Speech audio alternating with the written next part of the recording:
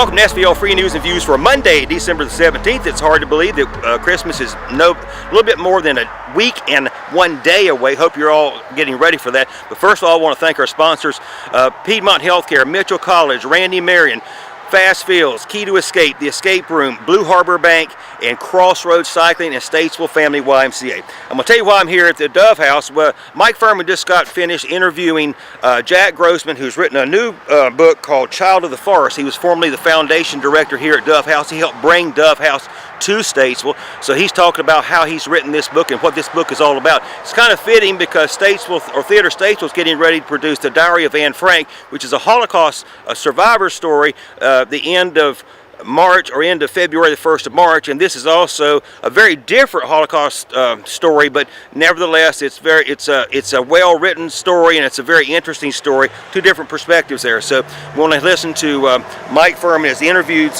Jack Grossman on his new book, Child of the Forest. So let's take a listen.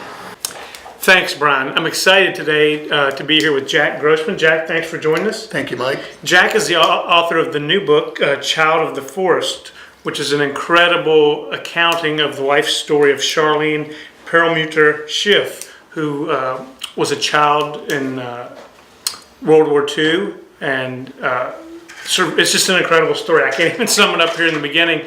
So, Jack, let's just get into the interview. You actually became a good acquaintance of Charlene's and spent time with her. You met her in 2006, kind of just by happenstance. Tell us a little bit about that. Yeah, very interesting. Charlene Perlmutter Schiff, and it was on a trip to the U.S. Holocaust Memorial Museum in Washington, D.C., and it was my third trip in 4 years, so I thought I knew what was going to transpire, but this trip was a little different in that they had the busload of a handful of chaperones and mostly 12-year-old kids go into a small private banquet room where she walked in and told her story, and it absolutely stuck with me. I mean, it ingrained itself in my head. I couldn't stop thinking about it. Then I started questioning myself, did I hear this story correctly? Because like you, it was just so remarkable and so compelling that when I got home, I ended up calling her, and I had researched, there was no book or movie, and asked her if she'd be interested in somebody, doing a book and film about her life.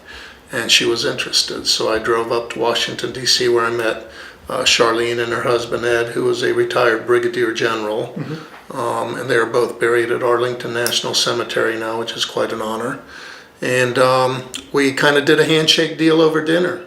It was very warm and cordial, and she was ecstatic about someone recording her life story and leaving the legacy that she had desired to leave. Now, my goal here will not to be to give away too much of the story, because I've just read the book in the last day or two, and it's an easy read. It's a very powerful story about the human spirit and her ability to survive alone as an 12-year-old girl, in the circumstances she were put in were just incredible. So obviously it took you a while from when you met her in 2006 to 2016 when you really started working on the book. Correct. Life happens, things happen, and you had to put it on the back burner for a few different reasons. Yes. Tell us a little bit about the research that went into the book, in addition to just your personal time spent with Charlene. Sure. Well, 2006 to 2016, right about in the middle, I had a near-death stroke, and I was totally paralyzed on my left side. Was unable to work for almost a year and a half, so that was a huge setback.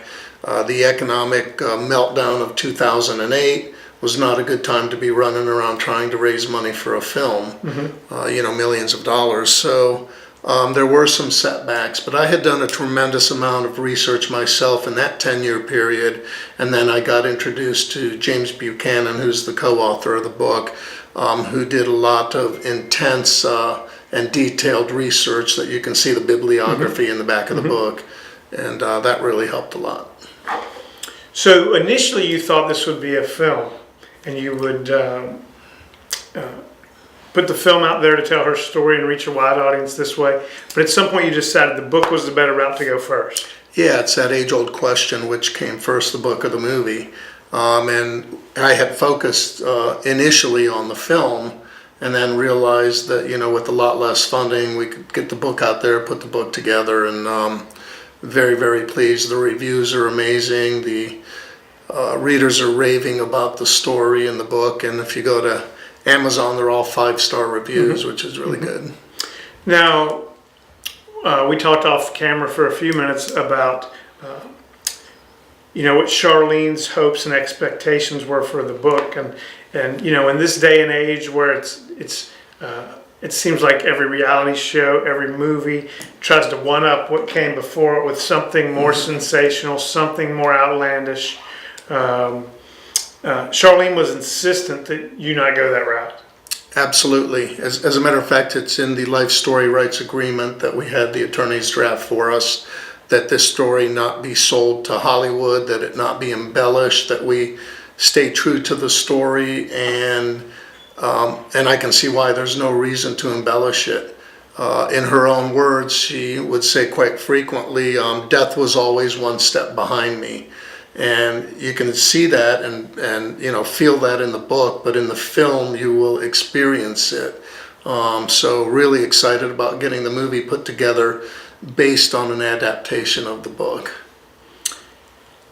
And I think from your personal conversations with her and the relationship that you developed over the years and the research you did, you felt very comfortable kind of adapting her voice throughout the book. What were the bigger challenges for you in terms of putting the rest of the book together? Was it the establishing the setting and the scene and the different places she visited? And creating dialogue, getting the chronological order correct of all these experiences and life stories, that happened in a very short amount of time. I just believe that the book is outstanding, the film will be outstanding, and it's just doesn't need embellishment because it just flows from one experience to the next. Okay. Well, Jack, thanks for taking the time to join us today. I wanted to give our viewers a little information about where they can pick up the book. Obviously, it's available on Amazon.com, on the Barnes & Noble website, Target, and Walmart for those who are comfortable purchasing online. If you don't want to wait for the book, if you want to go out and purchase it, you can get it at Main Street Books in Davidson, the Ammo Cafe in Mooresville, Alara International Spa in Mooresville also. Yes. And then also Four Corners Framing. And you're working on getting in some locations in Statesville, yes. But it is at the library here in Statesville. Yeah, and I am donating copies to the various libraries. Right now it's in the Statesville Library, and I have a reading coming up there in April. And for more information, also, our viewers can visit your website, which is jackgrossman.com. Yes. And I'm sure that has more information about the book and the process of writing the book, in addition to where our viewers could pick up a copy. Absolutely, and you can sign up for a free newsletter and stay in touch and connected about the film and upcoming news releases about that. Well, thank you so much for taking the time to visit with us today. Thanks for the time and effort you've put into telling this very important story, and we wish you best of luck on the sales and also on the film. Thank you very much, Mike. Appreciate it. So there you have it, a really good interview with Jack Grossman in his new book, and hopefully which we made into a movie. You can buy the book now at Amazon.com and also some other area booksellers around the area. So I want to thank Jack for bringing this story to light and look forward to when he can make it into a movie. He's really excited about that. He's looking at the big time in this, folks, and it's a very meaningful story. And we're hoping to get maybe an interview as we get closer to the Diary of Anne Frank to kind of compare the two stories a little bit too. It's very fascinating. So if you haven't done it yet, go to SVLFreeNews.com and sign up for your email edition, which comes out every morning at 5 a.m. Hope you're all getting ready for a great Christmas, and we will see you on Wednesday.